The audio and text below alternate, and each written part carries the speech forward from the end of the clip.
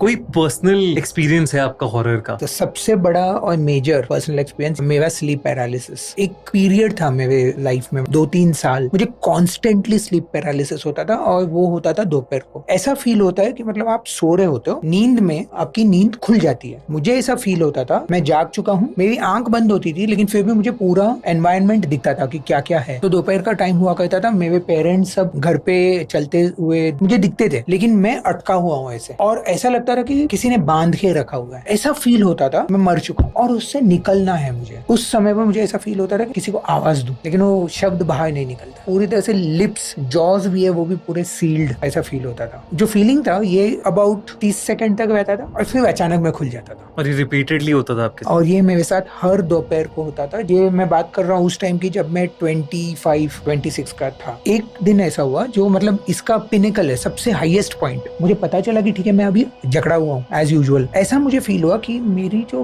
Body है वो bed पे ही है, लेकिन मैं उठ गया और मैं ना फ्लोट हो रहा हूँ, अवाइज होके मैं जा रहा हूँ सीलिंग पर, और वहां मैं टर्न करके देखता हूँ तो मैं नीचे लेटा हूँ, कुछ तो बैठा हुआ है मेरे चेस्ट पे। फिर मैं स्लीप पैरालिसिस टूट गया और ये सब गायब हो गया। मैंने फिर दोपहर को ये सोना बंद कर दिया पूरी तरह से। अब इसका एक साइंटिफिक एक्सप्लेनेशन है जो मुझे उस टाइम पर नहीं पता था, लेकिन अभी पता चलता है, और वो ये है कि उस टाइम में मैं मेहनत बहुत करता था। फिजिकली मैं पूरी तरह से अपने आप को एग्जॉस्ट कर लेता। तो ये स्लीप पैरालिसिस तब होता है जब आपका ब्रेन जाग जाता है, लेकिन आपकी बॉडी जागने के लिए तैयार नहीं है, क्योंकि वो अभी भी टायर्ड है, बॉडी को सोना है। ये जब होता है ना, ब्रेन और बॉडी का तालमेल नहीं बैठता है, और इस टाइम पर स्लीप पैरालिसिस होता है।